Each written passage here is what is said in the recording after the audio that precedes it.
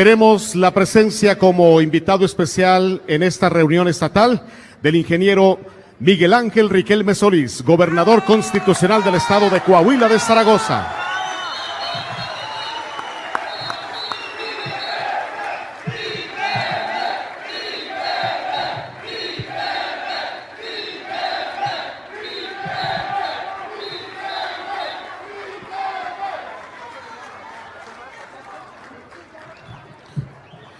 Nos acompaña el profesor Xicoténcatl de la Cruz García, secretario general de la sección 38 del CENTE.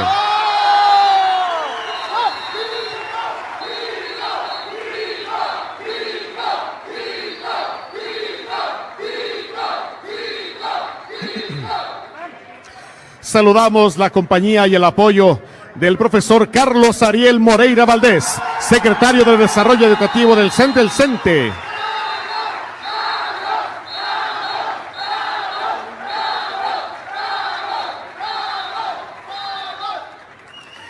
Nos acompaña el licenciado Fernando de las Fuentes Hernández, secretario de Gobierno. Así como el licenciado Blas José Flores Dávila, secretario de Finanzas. El ingeniero Manolo Jiménez Salinas, secretario de Inclusión y Desarrollo Social.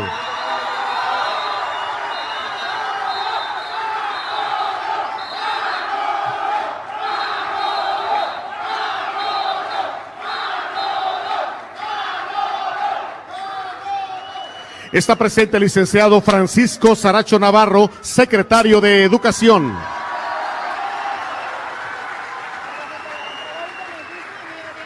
La profesora Marta Loera Arámbula, diputada local en el Congreso del Estado. La profesora Norma Yolanda Ortega Jara, presidenta de la Junta de Gobierno de la Dirección de Pensiones de los Trabajadores de la Educación. Y la profesora Flor Estela Rentería Medina, coordinadora de Servicios Educativos, Región Laguna del Estado de Coahuila. Queremos saludar la presencia de miembros de los consejos sindicales de la sección 38 de todo el estado de Coahuila. Por supuesto, la presencia de diputadas, diputados locales, así como de funcionarios de la estructura educativa de nuestra entidad, servidoras, servidores públicos, estatales, municipales, maestras, maestros de Coahuila. Sean todas y todos muy bienvenidos. Vamos a escuchar la intervención que nos brinda el profesor Xicoténcatl de la Cruz García. Muchas gracias.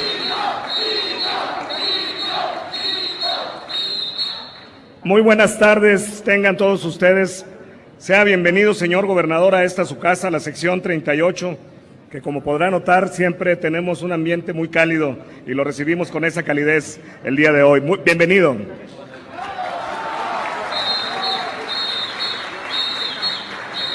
Hoy doy la bienvenida también a los miembros del presidium, importantes funcionarios, a nuestros hermanos, a mis hermanos de lucha también de las secciones 5 y 35, y a mis compañeros también del Comité Ejecutivo Nacional, al compañero Carlos Moreira también. Bienvenidos sean todos ustedes.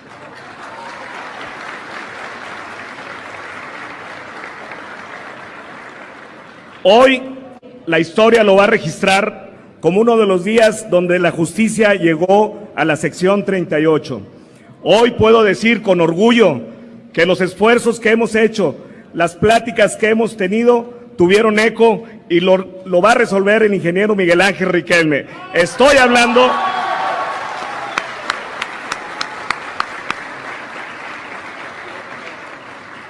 mi reconocimiento total, ingeniero, porque nos escuchó, porque platicó, porque se enteró de nuestra problemática y porque decidió también echarnos la mano.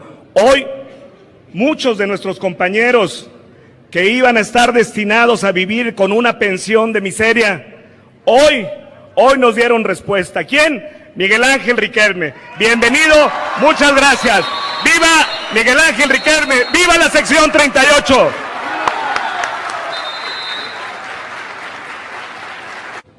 Sentaron también las bases de nuestra lucha, de lo que debe ser nuestra lucha. que se debe distinguir en tres grandes aspectos. Siempre, eternamente en tres grandes aspectos. Primero, la sección 38 tiene en la calidad de la educación lo más importante. Nosotros tenemos compromiso educativo. Siempre. La educación es nuestra base, es nuestra vocación. Decía el maestro Eliseo Loera Salazar, el mejor sindicalista es el mejor maestro. Y lo decía claro y en forma continua. Segundo aspecto, la seguridad social. A nosotros nada nos han regalado, todo lo hemos construido, todo. El sindicato nació pensando en la seguridad social. En los primeros años, la visión que teníamos, que se tenía en el sindicato, es que necesitábamos tener un servicio médico para los que estuvieran enfermos. Necesitamos un sistema de pensiones porque había gente que ya no podía seguir trabajando. Necesitamos un seguro del maestro porque había compañeros que fallecían y su familia no tenía para enterrarlos. Por eso se crearon las instituciones. No podemos desvincular ese sentido con el sindicato, porque sindicato significa solidaridad, significa gremialidad. Cuando establecieron las cuentas individuales rompieron con eso, porque la idea de cuentas individuales es cada quien se rasca con sus uñas. Si juntaste dinero te puedes jubilar bien, si no, no. La expectativa que tienen los más jóvenes, incalculable. Todos los compañeros jubilados, los que ahorita están jubilados, requieren mes a mes del apoyo extraordinario del gobierno del Estado. Todos. Porque desgraciadamente, hace 30 años éramos 10 activos y un jubilado, y hoy está casi parejo. Hace 30 años el gobierno aportaba el 20%, hoy aporta el 70% y no se completa. Cada mes el gobierno aporta alrededor de 70 millones de pesos extras, aparte de ese 70%.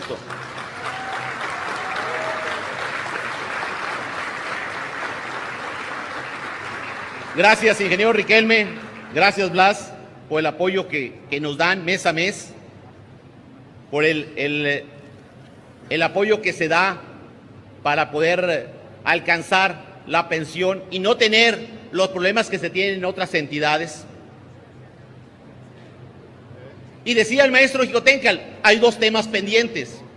Uno, el que hoy se da cumplimiento, que es el de cuentas individuales, y otro que a todo mundo nos preocupa, el del servicio médico.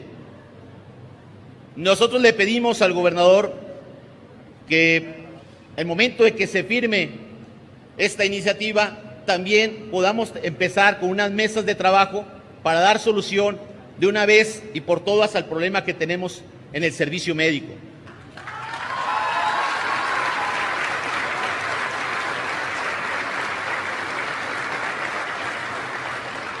El servicio médico, primero, reconocemos todos que está en crisis. Segundo, entendemos la razón de eso. Está en crisis porque antes se aportaban, los ingresos que tenía el servicio médico eran de 1,000 millones de pesos. Por ley, dejaron de aportar los jubilados. Por ley, ya no hay ingresos de copago, de coaseguros. Calculamos mal los tiempos hace décadas. Y hoy, en lugar de entrar 1,000 millones, entran 480. Pero de esos 480, 300 se van en el pago de salarios. Es necesario que ingrese más dinero. Es necesario que hablemos uno a uno con todos los jubilados para ver la posibilidad de volver a aportar. Es necesario que platiquemos todos y que platiquemos con las autoridades y que se establezcan sanciones fuertes a la UAC y la Narro para que paguen todo lo que deben.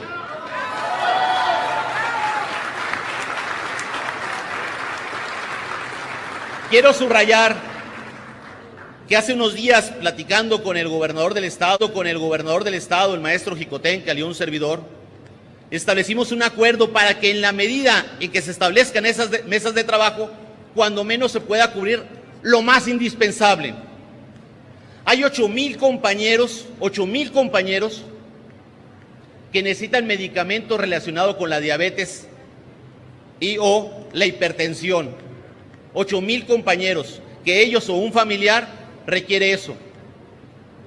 Se establecieron los recursos para que en el transcurso de este año todos los medicamentos para estos compañeros sean adquiridos y sean entregados puntualmente.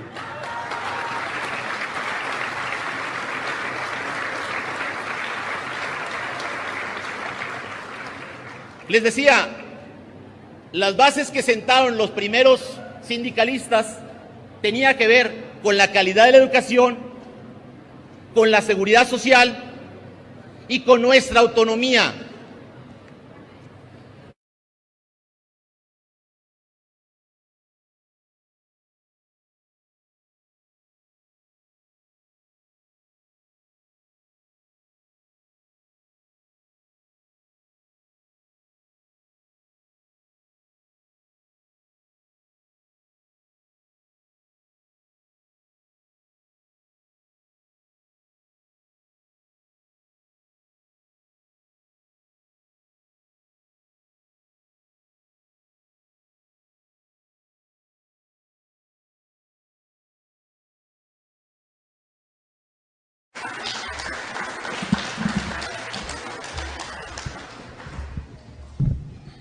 Si no me queda muy bajo.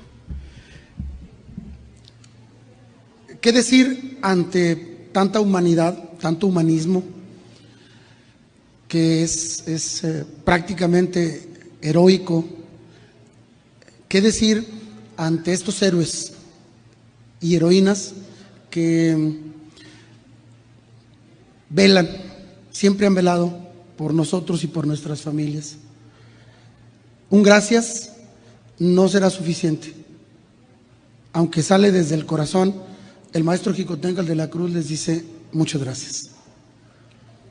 Hoy estuvimos en un evento muy importante, un evento en donde el señor gobernador del estado firmó una reforma, una iniciativa de reforma, tendrá que pasar a discusión por el Congreso del Estado, pero es una iniciativa que reforma la ley de pensiones en el tema de cuentas individuales. Y en la exposición de los motivos de esta iniciativa de reforma se explicaba, muchas y muchos de ustedes son de este régimen pensionario, del de cuentas individuales, se explicaba que la expectativa pensionaria actual en el ISSSTE, en el IMSS, en la 38, determina que de un salario regulador de digamos 10,000 pesos al mes, la jubilación correspondería a 3,000 pesos.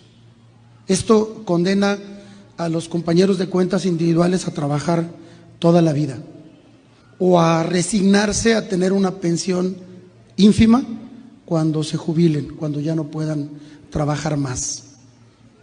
Esa iniciativa que hoy se firma beneficia a algunas de ustedes, compañeras y compañeros médicos, enfermeras y personal de radiología, de laboratorio, que también hoy fueron y son reconocidos ampliamente.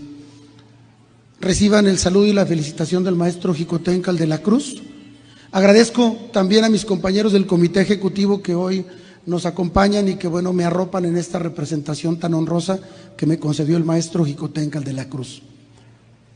Hoy también ante el gobernador se planteó la necesidad de establecer en un proyecto de corto plazo mesas de trabajo para analizar y sentar las bases para resolver el problema que tiene nuestro servicio médico. Y en los datos duros que se le expusieron al gobernador del estado, se le explicaba que hace 30 años el servicio médico tenía ingresos, números cerrados, 1,000 millones de pesos al año, con 10 activos por cada jubilado. Esta proporción empezó a decrecer. En el año 2000 ya la proporción estaba al límite. Según los estudios actuariales, en nuestro modelo de seguridad social solidario, dinámico, sin tope de pensión, deberían existir 6,5 activos por cada jubilado. Esa proporción se alcanzó en el año 2000 y fue cuando se crearon las cuentas individuales y fue cuando se crearon aquellos programas Desde Hoy y Para Siempre, que se creó el sorteo magisterial, que se crearon esas aportaciones extraordinarias para fortalecer pensiones. Del año 2000 a la fecha, la proporción entre activos y jubilados cayó hasta ser casi 1 a 1. Estamos 1.6 activos por cada jubilado. Ya no tenemos la proporción mínima de 6,5. Esto genera una crisis económica, porque en este modelo de aportaciones solidarias, lo que aportan los activos ayuda a sostener la seguridad social de los jubilados. No solo el pago de las pensiones, sino el sostenimiento de la atención médica. Pero no solo eso. En años recientes, los jubilados legalmente retiran sus aportaciones hacia el servicio médico. Y luego lo retira también la Dirección de Pensiones. En los años recientes, una sentencia de la Suprema Corte de Justicia vuelve a dar otro golpe a la economía del servicio médico y nos retiran aquellos pagos extraordinarios que desde sus orígenes el servicio médico recibía como copagos. De 1,000 millones de pesos hace 30 años, ahorita solo se están recibiendo 480 millones cada año.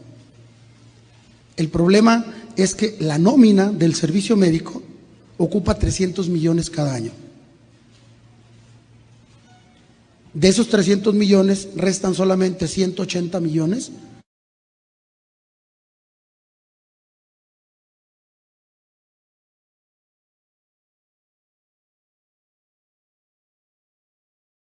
Señoras y señores ministros, las acciones de inconstitucionalidad cuyo proyecto se somete a su consideración tienen como materia de estudio diversas normas de la Ley del Servicio Médico para los Trabajadores de la Educación del Estado de Coahuila de Zaragoza, publicada en el periódico oficial el 9 de noviembre de 2018, en la medida en que establecen figuras como medios de pago adicionales compartidos entre el Estado y los beneficiarios en el sistema de prestación de servicios de salud, a saber, el auxilio económico, el copago, los pagos en parcialidades, el fondo de garantía y los planes de protección.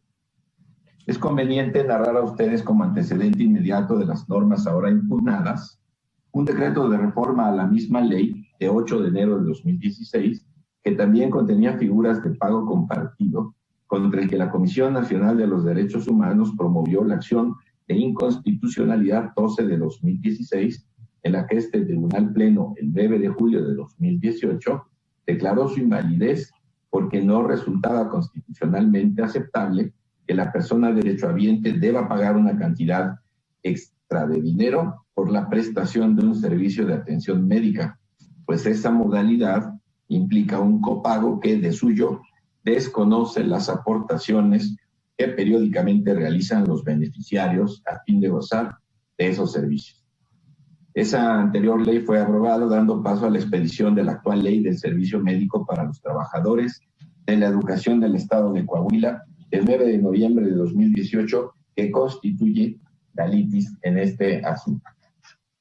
En el considerando quinto, el proyecto de la hoja 17 a la 61 expone los principios generales de los derechos humanos que se estiman vulnerados por las normas impugnadas.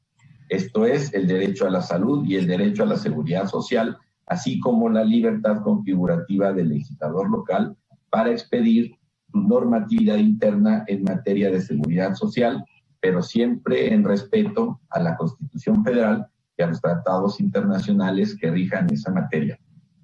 Se hace especial referencia al Convenio 102 sobre seguridad social, que establece que los servicios de salud deben ser financiados conjuntamente por el gobierno y por el colectivo de beneficiarios a través de cotizaciones o impuestos, pero teniendo en cuenta las pautas siguientes. A, la situación económica de las personas, evitando que tengan que soportar cargas demasiado onerosas.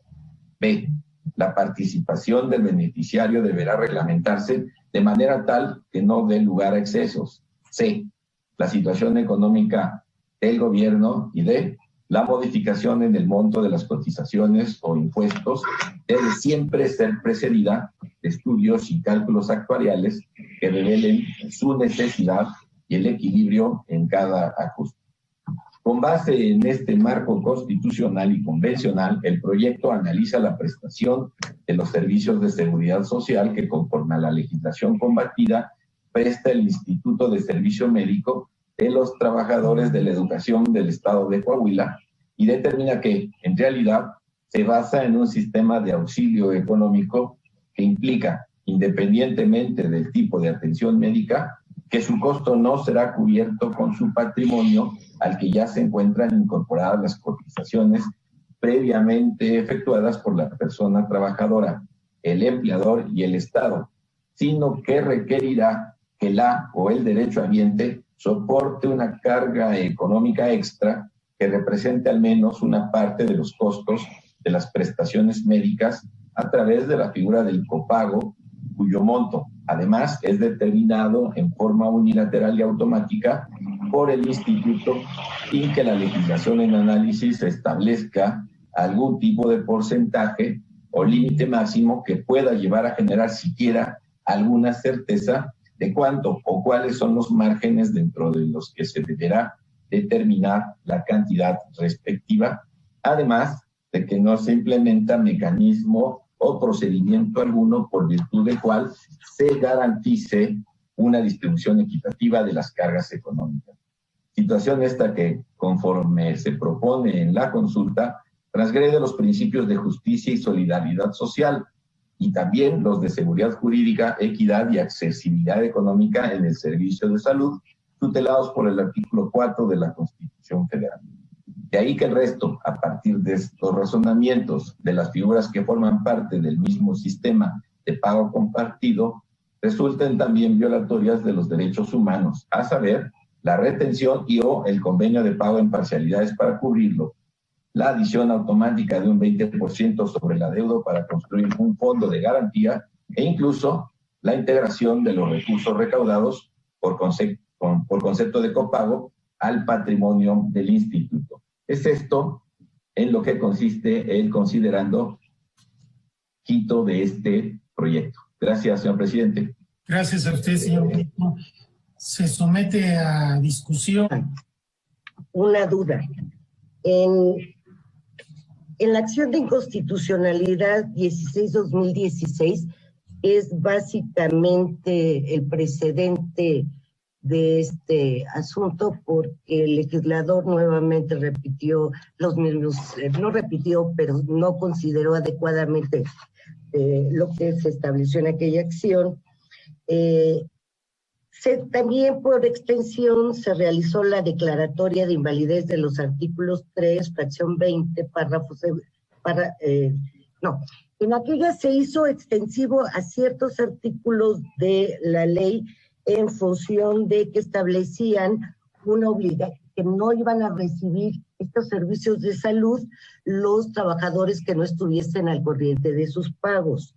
En esta ley también está en el artículo 3, fracción 20, párrafo segundo y tercero, así como el cuarto, párrafo primero y segundo, se establecen que se considerará trabajador con derecho a servicios médicos a quienes no realicen el pago de aportaciones o aquellas que no estén al corriente de su pago. La diferencia, básicamente, es que ahora dice, este artículo que estoy mencionando, al final señala, dice, lo señalado en el párrafo anterior, no aplicará en los casos en que dichas omisiones sean responsabilidad del empleador. Pero, a mi juicio, son aplicables las mismas razones que establecimos en la acción de inconstitucionalidad 12/2016, porque es posible desprender que en estas porciones normativas que ahora yo propongo invalidar, se sigue la lógica de que a partir de la figura del copago pudiera existir una omisión de pago de aportaciones o del propio copago, responsabilidad del trabajador derechohabiente. Esto específicamente atendiendo que el copago se aplica a cualquier modalidad del servicio, subrogado o privado, sin convenio de subrogación. Y en este sentido tendrían el mismo vicio de inconstitucionalidad, como lo determinamos en la acción a la que me he referido, el sistema del copago que se pretende invalidar. Esa sería mi propuesta, la invalidación de determinadas porciones normativas porque están en el supuesto de la acción de inconstitucionalidad 12/2016. Gracias, señora ministra. Ministro Franco. Gracias, señor presidente. Es nada más para una precisión para la votación. Entiendo que probablemente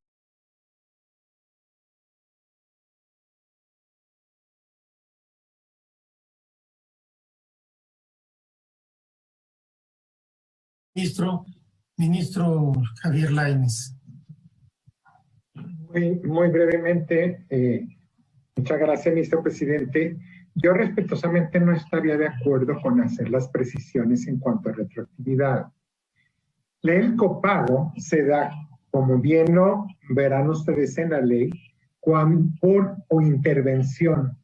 No es un régimen o una inscripción a un régimen particular.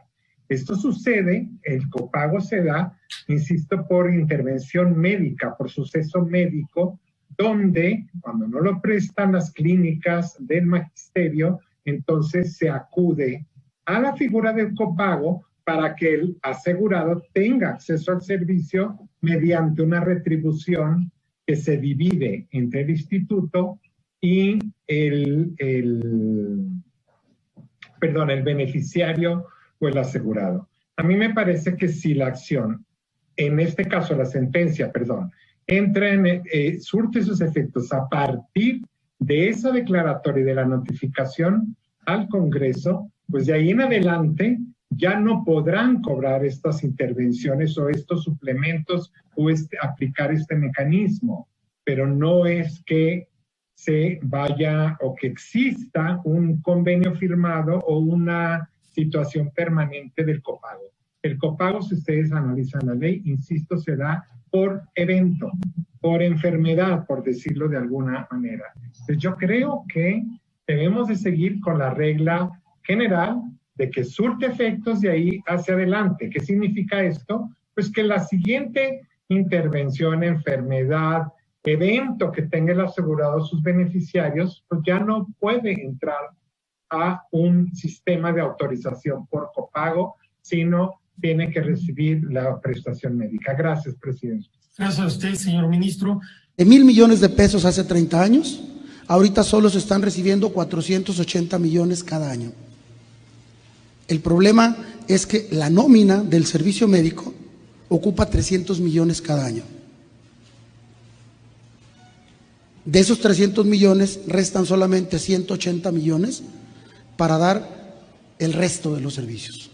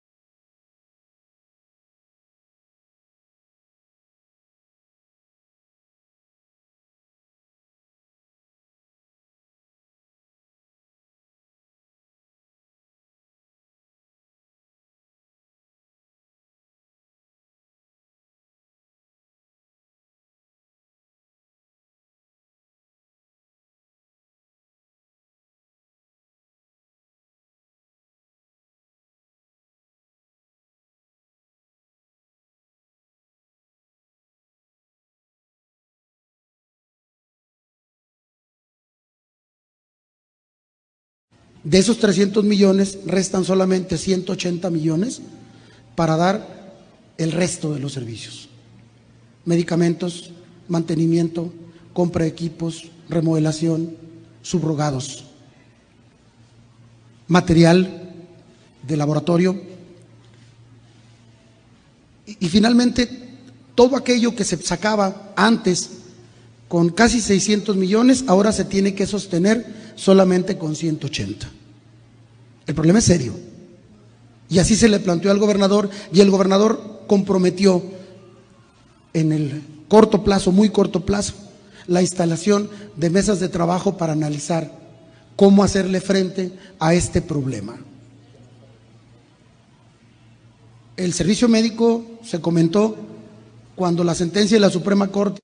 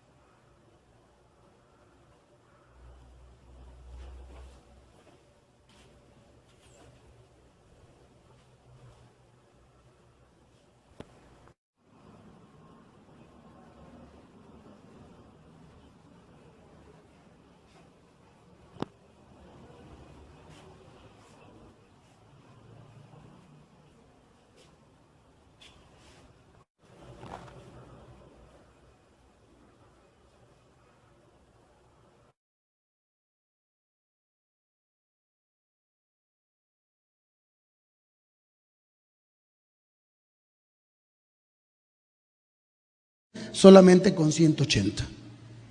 El problema es serio.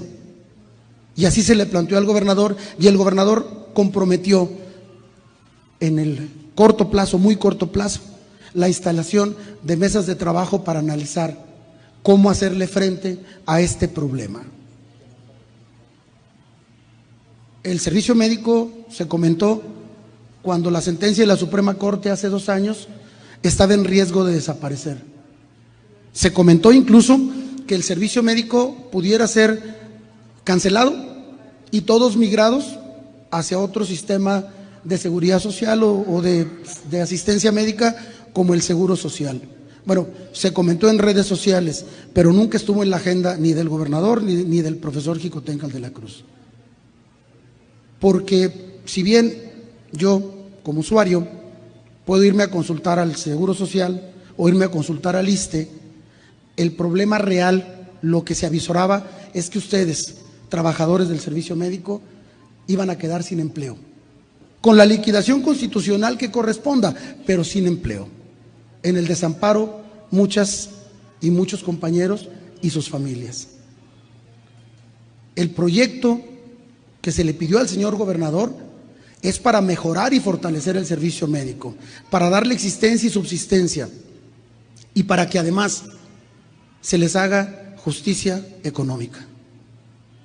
Sus sueldos son los más bajos de todo el sector salud en el estado, muy, muy por debajo de los salarios que perciben en el Seguro Social o en el ISSSTE.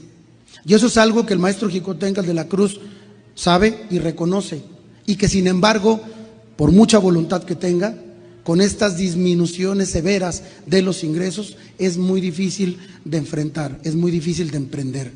Se han buscado generar economías y hemos visto cómo dentro de la nómina se ha beneficiado a más de 400 compañeros con basificaciones y eliminando la grave injusticia que representa tener trabajadores eventuales que no tienen derecho a la seguridad social, que no generan derechos pensionarios y que durante los años de eventuales o suplentes que cumplieron no tuvieron las prestaciones mínimas de ley ni tuvieron el amparo y la garantía de una seguridad en el empleo, que aunque mal pagado es un empleo seguro. Esa es la preocupación de Xicoténcatl de la Cruz. y no va a dejar de trabajar, no va a dejar de buscar acuerdos, aun y cuando el periodo ya está estatutariamente vencido y no sabemos si el mes que entra o dentro de 3 meses o el próximo año se emite la convocatoria de renovación. Sin importar, Jico de la Cruz no va a dejar de trabajar un solo día para dejar sentadas las bases en lo que debe ser el siguiente reto: fortalecer nuestro servicio médico para bien de la atención que brindan, pero también para mejorar las condiciones salariales y las condiciones de vida de ustedes y de sus familias.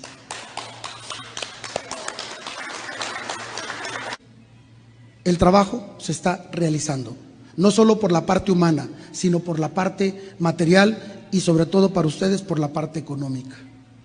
Quiero mencionarlo porque aunque hoy fueron reconocidos, ese reconocimiento quiero que se haga extensivo y grande, mayor, para los directores médicos aquí presentes. Doctor Carrillo de Piedras Negras, el doctor Cerda de Saltillo y el doctor Vega de la Carbonífera de Sabinas, porque meses más, meses menos, los 3 tienen año y medio sin recibir un solo peso por la función de directores médicos que han venido realizando y no se han rajado. Así como ustedes, mal pagados y ellos sin paga, no se han rajado. Por eso hoy la sección 38 les reconoce su trayectoria, sí, pero les reconoce más su lealtad y su compromiso. Su lealtad y su compromiso con los pacientes, con la derechohabiencia, con nuestros agremiados, pero también su lealtad y su compromiso con la organización sindical que los representa y que hoy los reconoce y los felicita. Doctores,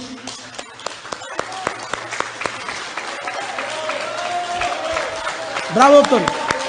Doctor Cerda.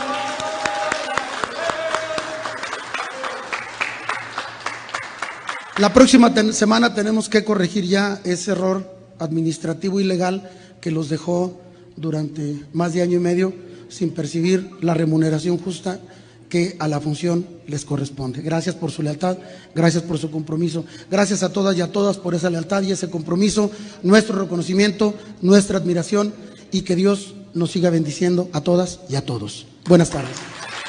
No lo sé, pero la disciplina financiera y sobre todo la previsión y la prioridad se define desde aquí. Y para mí ustedes son prioridad. Por eso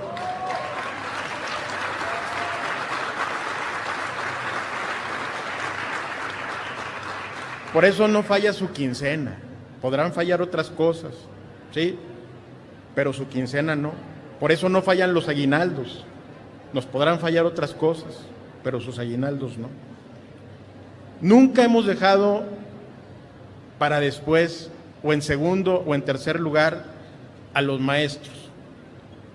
Y este momento llega en horas de trabajo, en discusiones álgidas, en quién tiene la razón en algunas cosas y quién tiene la razón en otras, y aún teniendo la razón, ¿con qué pagas la razón? Entonces, todo eso, pues son horas de trabajo. Reconocer al sindicato, como lo hice hace un momento, porque es un sindicato responsable, que busca en todo momento las mejores y más equitativas condiciones laborales, de acuerdo a lo que tenemos en Coahuila. Se puede vivir toda la vida exigiendo y no lograr nuestros objetivos, derivado que no hay con qué. Cuando estudiamos cómo, con qué y de dónde sale, se llega a lo que hoy aquí creo que fue uno de los mejores logros en mi administración de los sindicatos. Los felicito, les agradezco su trabajo.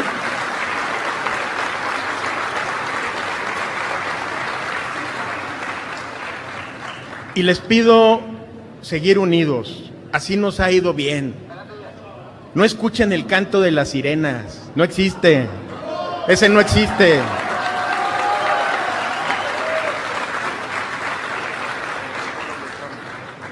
Con nadie me voy a llevar mejor que con ustedes, que con los dirigentes que ustedes escogen, con seriedad, con trabajo en equipo, con coordinación, y sobre todo con mucha inteligencia. Así lo han sabido hacer.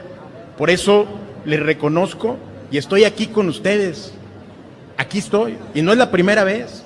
¿Va? Acabo de estar con ustedes. Lealtad, el compromiso y la trayectoria de grandes docentes de diferentes delegaciones de nuestra región. Pero este evento reviste características muy particulares. Quienes nos encontramos aquí, trabajadores de la salud, todos recién enfrentamos uno de los peores momentos en la historia de la salud en el mundo, y en particular en nuestro país, que ha costado casi 1 millón de vidas. En nuestro estado y en particular en nuestras clínicas hospitales del magisterio, hicimos frente aún exponiéndonos al contagio, como sucedió con muchas y muchos de nosotros. Pero afortunadamente y gracias a Dios no fueron contagios mínimas consecuencias.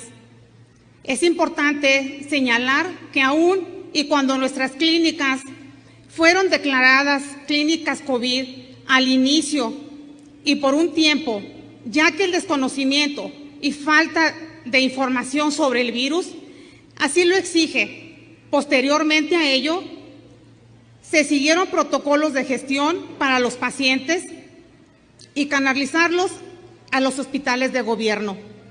Hoy quiero compartir este reconocimiento con aquellas compañeras y compañeros que por diferentes circunstancias no pudieron acompañarnos, pero que estuvieron y están en nuestros hospitales dando su máximo esfuerzo para que nuestros derechohabientes y sus familias tengan el mejor trato.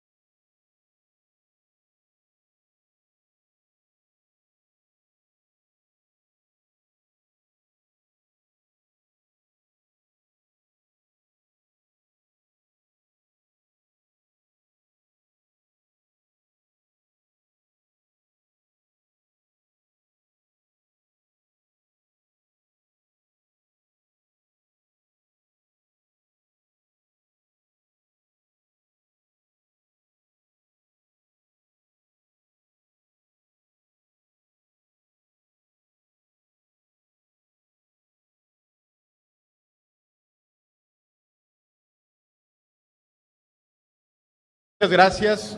Y bueno, también a Manolo, ¿va? Que con Manolo, con mejora, seguirán mejorando los maestros.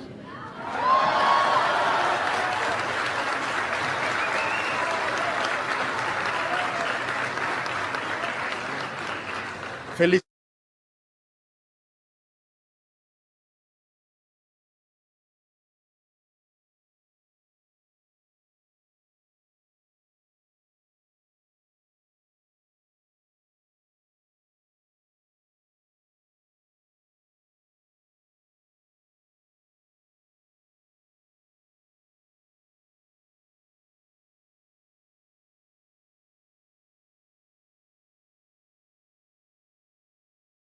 Absolutamente nada. ¿No cuenta nada o qué? Más con enjundia que con boxeo, pero porque quiere rescatar esta pelea que se le está complicando de manera importante. Abner para adelante, el húngaro resistiendo, aguantando. Los últimos embates del mexicano. Termina la pelea. Ah, chingar a su madre, cabrón. Una derrota más para... Entonces, ¿cómo se va a participar? insultando, despreciando, ninguneando a los pobres, negándoles el derecho a la justicia, a la democracia. Ese es el problema. Y apostando, como era antes, a los medios de información y a la manipulación, pensando que el pueblo es tonto, porque para ellos o no existe el pueblo y la política es asunto de los políticos y de las élites, o el pueblo no sabe y se le puede dar a tole con el dedo. Basta con los medios de información, con la gritería en los conductores de radio, con Radio Fórmula y todos sus programas, uno tras otro. Todo eso lo deben de tomar en consideración y no echarme la culpa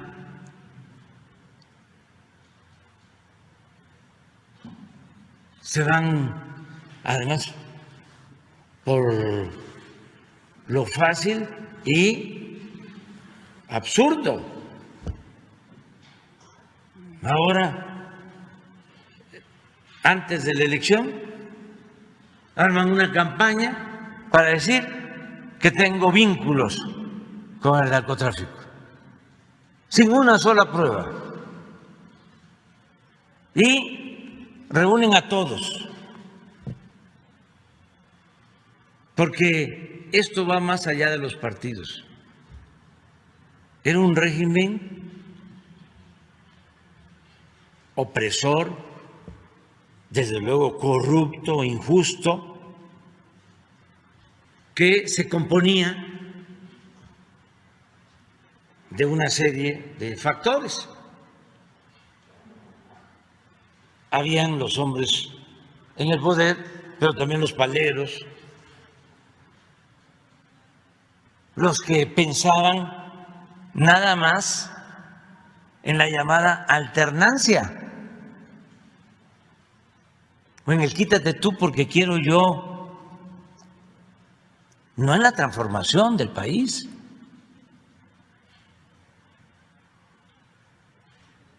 Entonces no engañamos a nadie.